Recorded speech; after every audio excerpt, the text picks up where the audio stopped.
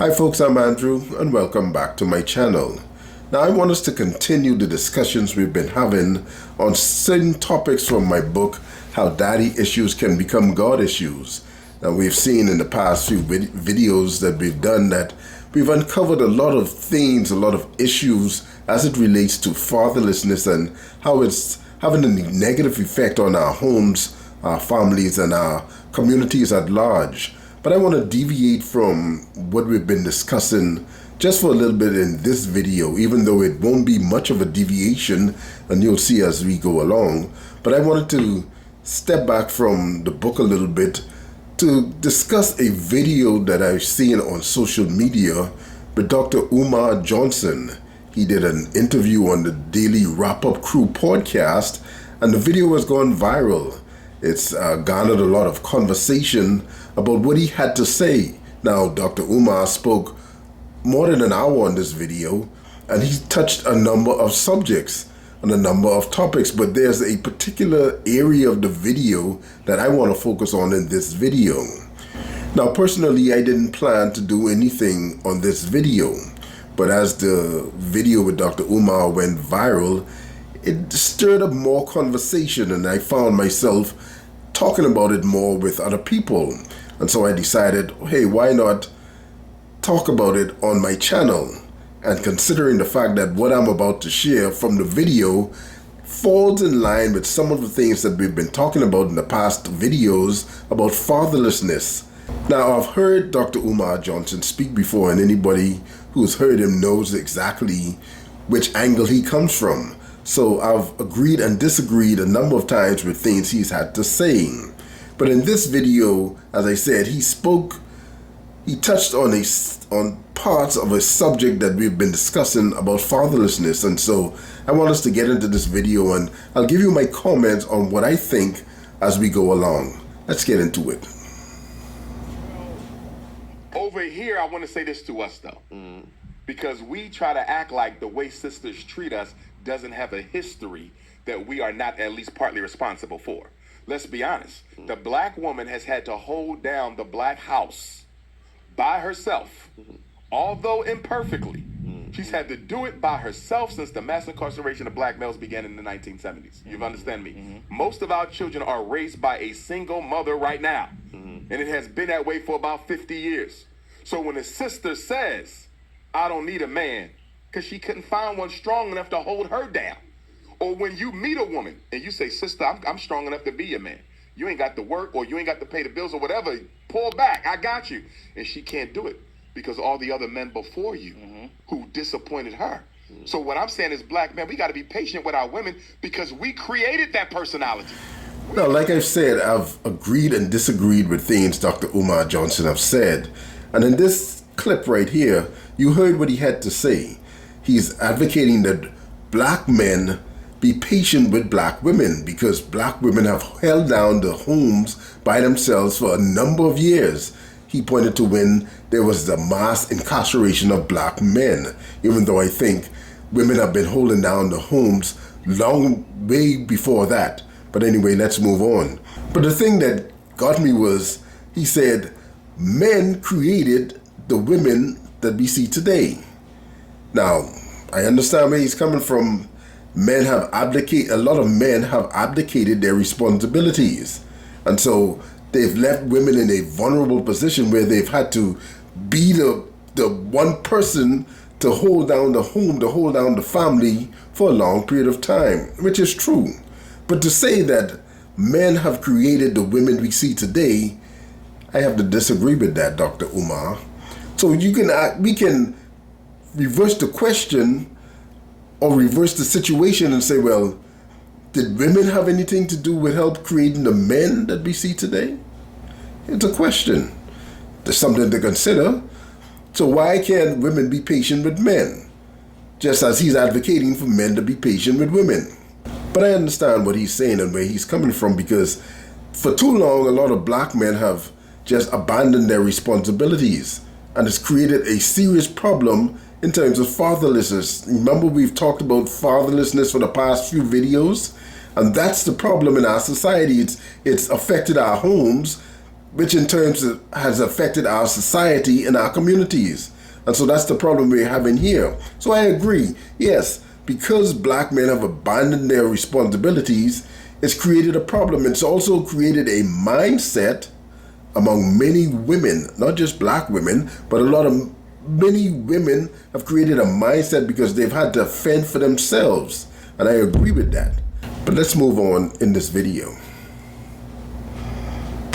We have to be held accountable for their poor selection. No, you have to be held accountable. No, you have to be held accountable because they have a poor selection.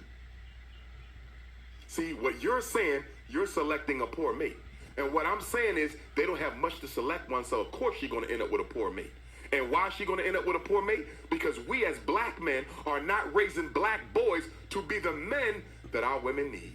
We are not. Remember, we spoke about this in our last video. A lot of black men aren't doing their jobs and raising their kids to be what they should be. And when you're talking about black boys or about boys, a lot of men aren't around to raise boys. You see, and that's an issue a lot of people don't want to fess up to, a lot of people don't even want to consider. If a father or a man isn't in a child's life or in a boy's life, who's going to teach him how to become a man? And that's the problem we're having now, because a lot of our boys have been abandoned. They're being raised by their mothers, and a woman can't teach a boy how to become a man. And what he said is, look, we're creating bad selections for our girls in the future because we're not raising boys to become men or the kinds of men that they should be for these girls or these women in the future. I agree with that. Let's move on. They out there killing themselves right now. What we doing about it? Unemployed black males, what we doing about it? Pants sagging, weed smoking, what we doing about it? Black men are not raising black boys to be the men our community needs. That is 100% our fault. What I'm saying is she got a right to be angry with us. She got a right to be angry with us. We have not been on our job as black men. If the men are the providers, what have we been providing for our community? I'm not speaking you individually. Yes. Because you may be a damn good father. You may be a damn good father. You may be a damn good father. But guess what? What are we doing for the community? What are we doing for the children who don't have a father? You don't think the black woman got a right to be angry when she's been raising 2/3 of the kids by herself for 50 years? And the minute she raised her voice, we say she's not humble enough?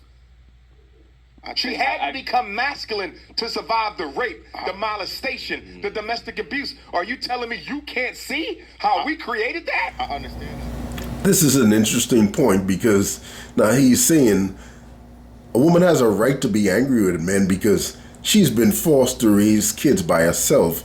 And then now he's taking this issue with men, not from an individual point of view, but from a collective point of view. In other words, he's heaping all men together and saying, well, what have we as men been doing for our communities? Now notice now, he's not asking, what have we as men been doing for our homes or our families, but what have we been doing for our communities? Now here's where I have an issue, because you're telling me that as a father who's busy raising his kids, trying to raise his kids in this messed up world, my focus shouldn't only be on raising my family, but now I have to contend with the community in terms of raising those kids out there who don't have fathers. Now, I don't have a problem with that because there have been men for a long time who've stepped out of their homes, who've stepped away from just themselves, and they've assisted. They've created programs, they've created institutions that have assisted boys who are being raised without fathers. In fact, one of my good friends, Dudley, said he started Reach Out Ministries with that particular objective, to assist boys who are being raised without fathers. And for the past 20 or so years, he's been doing a great job. But here's the problem. I made a decision that I'm going to take care of my family. Me as a man, personally, I made a decision that I'm not going to abandon my responsibilities. Fine, good. But now, what happens is society tells me that, look, what you're doing for your family isn't enough. what you're doing for you and your family isn't enough. You have to go beyond that. Now you have to step out and take it upon yourself. Take the burden of other people's children upon yourself. Like I say, I have no problems with that, because I think we all should assist, because remember now, it takes a village to raise a child. Fine. But here's the issue, and I've seen it happen. A guy would step in and say, look, I want to help. I want to look beyond myself, and I'm going to go out there and I'm going to help this association. I'm going to help this organization because they're catering to boys without fathers. And so I'm not going to just give money, but I want to give my time. I want to give my effort. I want to give my energy to help assist. Some guys have even taken up the challenge of becoming big brothers to these boys, which is a good thing. But what happens when you take up the issue, you become a big brother, and then the single mother you're helping this single mother, you're saying, I gotta help her because she's raising these kids by herself. And so when she receives that help, now one of two things is gonna happen. She's gonna use that help to either make her situation better, or she's going to use that help to continue in the behavior she's been having for a long period of time. Let me explain. And from a personal experience, I've seen this. You know, before I got married, I lived in a place where, in an apartment where across the street there was a lady who was raising 4 kids. We started out with 3. And she had another one that had 4 kids. And I would notice that a lot of times in the night that her house or her apartment would be in darkness. And so after inquiring, I realized that she was in a financial situation where she couldn't pay her light bill on time. And so I said, you know what? I'm going to do my part. I'm going to try and help. And so I went to the power company, and I realized that. So I went to the power company, and I went to the cashier, and I because I knew the lady's name, I obviously knew her address. I asked the cashier what was the bill for this lady, and at a particular address, and the cashier told me. I think at that time it was $210, maybe $205. And so I paid it. I didn't tell the lady what I was doing, but I paid the bill, and of course they charged me a reconnection fee, which was another $20, $30. And so I paid it. And so I made the decision, okay, you know what, as a means of doing my part, I'm going to see if I can contribute to helping this lady with her light bill on a monthly basis. And so I paid it. So after it was paid, the guys came by the apartment, reconnected the electricity, and I'm sure she was asking questions. I'm sure she called the power company to find out what's going on because I didn't pay my bill. Why are you guys here? Why did they turn the light on? And then because I didn't give my name, they said, well, someone came along. They probably said someone came along and paid the bill. Nobody was thinking about it. And so that's what happened. So I paid the bill, the light came on, and a few days later I noticed that the light was on and whatever. And so the following month I did the same thing. I went and found out how much the bill was. I paid the bill. And because I didn't want to make a scene, or because I didn't want this lady to know who it was who was doing this, I had a female co-worker go and do it for me. I'd say, you go by the power company, pay this bill for so-and-so, and I gave her the name and the address and whatever, just so this lady wouldn't know that I was the one doing it, because I didn't want any praise. I didn't want her to look at me and say, well, thank you or whatever. I didn't want any praise. I just wanted to do my part to help. And so the lady, one of my co-workers, went and paid the bill, whatever. And so by the third month, I realized I sent the same amount of money because I figured, well, hey, it's basically the same thing. And so my coworker called back and said, look, this bill is $300 and something. I said, $300 and something? A bill should be around $180, $200 the most. She said, well, the lady's telling me the bill is $300 and something. And so I said, oh man. I pondered it for a while and I said, okay, you know what? Come back and I'll give you the rest of the money. She came back, got the money, went and paid the bill, whatever. And the following month, I had a male friend who was going by the power company. They said, look, pay this bill for me. This is the lady's name. This is the address. Pay this bill for me. I gave him $280, thinking that, okay, this month at least the bill probably would, be around the same thing. So he came back to the office and he said, look, this lady bill is over $400, man. I don't know. What's going on? You got to either give me some more money or whatever, but you go and handle that. It's over $400. I don't have time to go with that, whatever. They said, $400? How could a bill be $400? How could you go from $200 or $210 to $400, over $400? And then I realized, that night I checked her apartment, the lights were on and everything, and then I realized that, all of her windows were closed and I heard the air conditioning going. Just going. It was hot, of course it was hot. And then the following night I realized the air conditioning was going, and for 1 week straight I made it my mission to check, and the air conditioning was going. I said, okay, I see what's going on. Now me, in my place, I wasn't burning air conditioning every day because I realized how expensive it was. So I was personally being frugal about my power bill. But here this lady she's getting the assistance, she's getting help, but here she goes burning air conditioning every day, every night, all day, all night.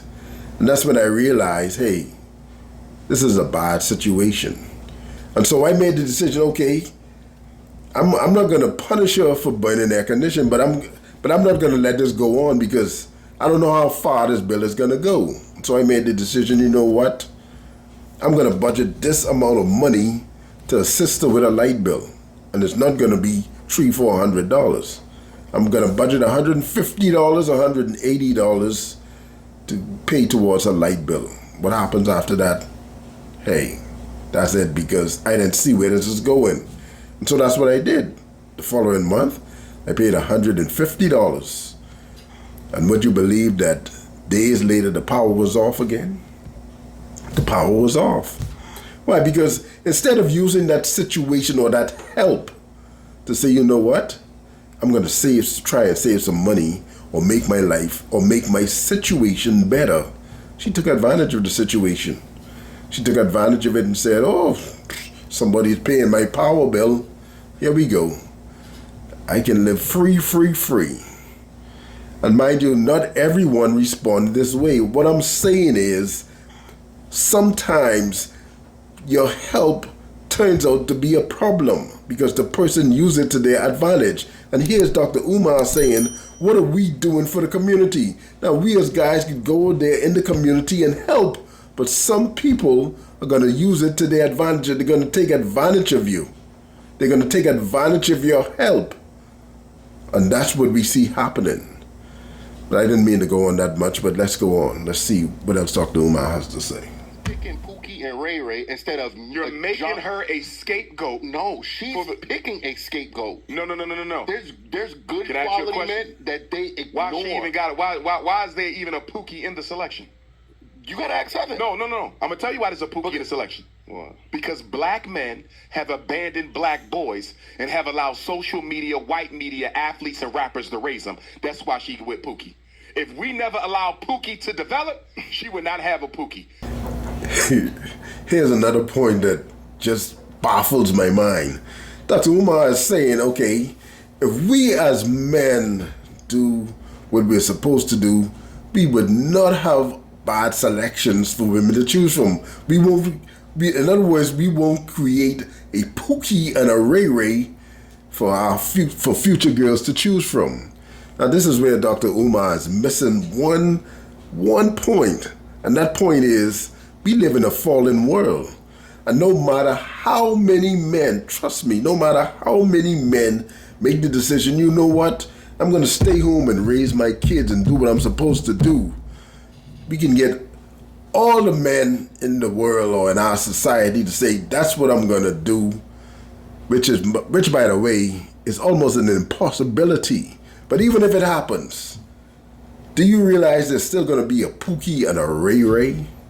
Why? Because that's the way of the world. That's the whole concept of humankind, that people will always choose a negative road or a negative path. That's just human nature. Even in a perfect situation or a perfect environment, you'll still develop these sorts of people, because that's human nature, and there's good and bad in the world. Now, this utopia mindset or concept Dr. Umar is talking about doesn't exist. It does not exist. And believe me, I'm one who is advocating through my book and through these videos, I'm advocating that men everywhere make the decision to be there for their families, to stay at home. I'm making that admonishment. And even me, I realize it's not going to happen for every man. Not every man is going to make that decision. And even if every man did, you still have, because you live in an imperfect world, you're still going to have bad seed, bad results. Do you realize that Cain and Abel lived in what we call a perfect environment? There was no social media to influence them. There was not a lot of people around the world, or a lot of people in the garden giving them negative influences. Yet didn't Cain kill Abel? Didn't Cain kill Abel? These guys were living in the perfect environment. Adam and Eve were there. Adam was there raising his kids. Eve was there raising their kids. And even in this perfect environment with no social media influence, no television, no internet, no cell phones, even in this perfect environment, Cain still killed Abel. That's just the world we live in. We live in a fallen world. Even Jesus Christ, when he walked on the earth, he knew that. The Bible said many times that there were a lot of people he couldn't even heal because of their unbelief. Jesus walked this earth. Didn't you think he saw wrong and bad everywhere? But yet when he left this earth, there was still bad. There was still wrong. There was still hurting people. There was still people who were walking the streets, still sick people. Because he knew that in this world, there's good and bad. There's choices. And some people will always make the wrong choices. That's just the world we live in. We don't live in Narnia where everything is perfect. And that's what Dr. Umar is missing. He's saying, look, if we as black men, all of us did our part, there would be no Pookie and Ray-Ray. But the truth is, Dr. Umar, Pookie and Ray-Ray will always exist. They'll always be around. That's just the way life is. That's our human life. That's our human nature. But don't pile us all as men in one pot and say, if we all do our job. There are men out there who are doing their part. That's the thing. They're fathers, single fathers, married fathers out there who are doing their part, who are taking care of their kids, taking care of their families, taking care of other families, other kids out there. But how could you pile all of them up in the same group and say, you guys aren't doing enough? That's wrong. That's wrong, Dr. Umar. Because you're not giving credit to the guys who are doing their part, to the guys who are doing more than their part. You see, fatherlessness or being a father is a personal decision. It's a personal thing. And yet, even though it's personal, it affects so many people by your decision, whether it's to stay or to go. Your personal business, your personal decision affects so many people. And sometimes that effect can go for years, decades, from one generation to the next. But don't pile all of us in one batch and say, we're not doing our jobs. It's wrong. Pookie and Ray-Ray will always exist. If we're going to be men, the first thing we got to do is take responsibility for why our women feel the way they feel. I can hear that. I'm not saying that they're right to disrespect, because even if a woman disrespects me, right, that still don't give me a right to disrespect her, because she's still the queen of the community. Even if she's not acting like it, I'm going to give her that respect. But when I can understand why Dr. Umar is pandering towards women. I can understand that, because a lot of pastors do it on a regular basis because their churches are filled with women. And so they pander towards women. And that's fine. But don't bring down men in the process of your pandering. Yeah, there are guys out there who aren't doing their jobs, who aren't living up to their responsibilities. We all know that. But there are also guys out there who are doing their part and doing even more. Am I wrong about this? Am I taking this from the wrong point of view? Let me know in the comments. But I think it's a discussion that we need to have. And I'll see you next time right here on this channel. And I promise you we'll continue our discussion how daddy issues can become God issues. I promise we'll continue it. There's so much more to talk about. See you next time.